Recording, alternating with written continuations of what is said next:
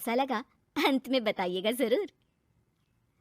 अरे बहू, चाय ले ले, उठ जा बेटा।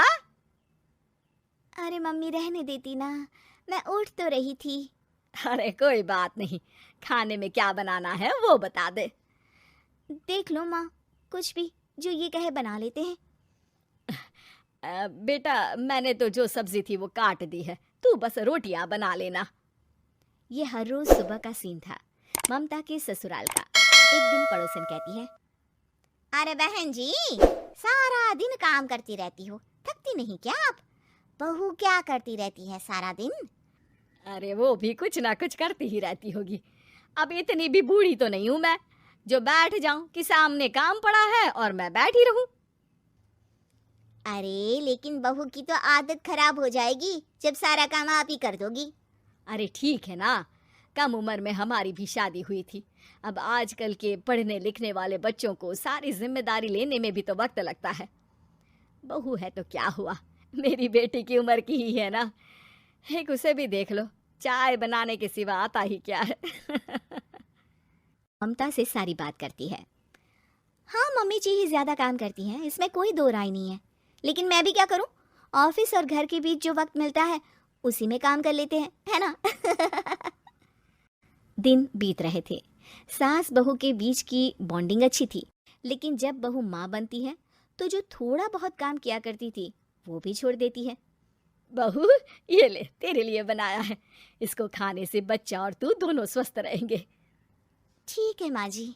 माँ जी, वो बच्चे के लिए गद्दे जो सूख रहे हैं ना छत पर, जरा ले आइए ना। तभी वहां पति आ जाता है। अरे माँ रुको, मैं ले आता हूँ, तुम मेरा खाना लगा दो। माँ किचन में चली जाती है। पता है, बगल वाली डॉली है ना, वो लोग हमारी साइड के हैं। उसकी सास ने तो उसकी हड्डियों को मजबूत करने वाले लड्डू बनाए हैं। उसे भी बच्चा हुआ है ना। पता नहीं मम्मी जी क्या पानी सा उबाल कर दे देती है, मैं तो बस वही खा लेती हूँ। अरे तो तुम्हारे साइड बनता है तो तुम अपनी माँ से बोल दो, वो बना देंगी। आहा, माँ की तबीयत ठीक नहीं रहती, तुम जानती हो ना, कैसे बनाएंगी वो? अरे क्या हो गया सासू माँ को? कल तक तो फेसबुक में किटी की फोटो डाल रही थी। अच्छा अच्छा चुप रहिए। डॉली की सास ने मनाया है, तुम लोगों का भी तो फर्ज बनता है। तभी वहां सास आ जाती है। ये ले बहू गर्म पानी की बोतल, गर्म पानी पीने से पेट अंदर हो जाएगा। नहीं नहीं माँ जी, गर्म पानी पीने से प्यास नहीं बुझती। अरे पी लेना बेटा, वो बगल वाली डॉली को तो जानती है ना, जो तुम लोगों के साइड की है। तेरे साथ ही उसका भी बच्चा हुआ था। बेचारे का कोई ख्याल रखने वाला नहीं, सारा काम करती है और रात में बस एक लड्डू खाकर सो जाती है। पेट तो लटक ही गया है और बच्चा तो कितना कमजोर सा है उसका। अच्छा माँ, क्या बात है, डॉली की ये हाल है? क्यों मैडम, क्या कहना है आपका? अब पता है मुझे, किसी के पास मेरी सास की तरह सास थोड़ी ना है। नहीं नहीं बेटा, ऐसा नहीं है, मेरे लिए तो तुम सभी मेरे बच्चे जैसे ही हो। ममता को समझ में नहीं आता कि वो सास में कैसे कोई बुराई निकाले, क्योंकि हर कोई उससे उसकी सास की तारीफ ही किया करता था। एक रोज ममता के घर उसकी ननद आती है। अरे भाभी, मुन्नी को तो 6 महीने हो गए, आप अभी भी बेड पर हो। आ गई है आप? कैसी हैं बुआ, बच्चा होने के 6 महीने बाद आई हैं आप? भाभी अमेरिका दूर है ना, तो वक्त लग जाता है। अब इनकी छुट्टी अभी थी तो सभी आ गए। वैसे माँ कहाँ है? थकी हारी सास बेटी को देखकर खुश हो जाती है। माँ, इस बार तेरा वीजा तैयार है, मेरे साथ चलने को तैयार रहना। हाँ हाँ बेटा, मैं तैयार हूँ। अरे ऐसे कैसे माँ, मैं कैसे मैनेज करूंगी? कैसे मतलब? जैसे मैंने किया अमेरिका में, आप इंडिया में कर लेना। वैसे आपका तो मायका भी पास ही में है ना। हाँ वो तो है, लेकिन वहाँ माँ के पास वक्त नहीं होता, ईश्वर भक्ति में उनका सारा समय चला जाता है। भाभी, बेटी परेशान हो तो माँ का ध्यान आरती में कैसे लग सकता है? समझ में ही नहीं आता। वैसे भी अब माँ को मैं अपने साथ ले जा रही हूँ, माँ को विदेश घूमने का शौक है ना। ममता मन मारकर चुप हो जाती है, लेकिन मन ही मन सोचती है कि वो कैसे सारा काम मैनेज करेगी। पति का खाना, नाश्ता, मुन्ने को नहलाना धुलाना, फिर रात भर इसके लिए दूध तैयार करना। माँ तो सारा काम करती थी, हे भगवान, ना भाई ना। क्या हुआ भाभी?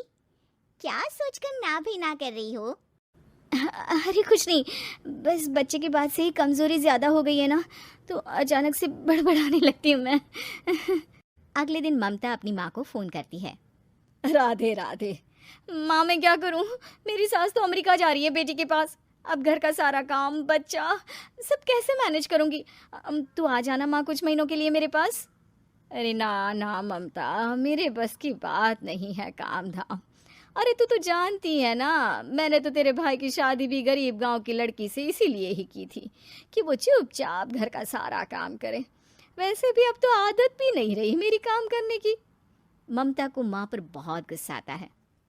ठीक है माँ, देख लूंगी मैं, लेकिन मेरी मुसीबत के वक्त आप मेरा साथ नहीं दे रही है, अब भूल जाना मुझे।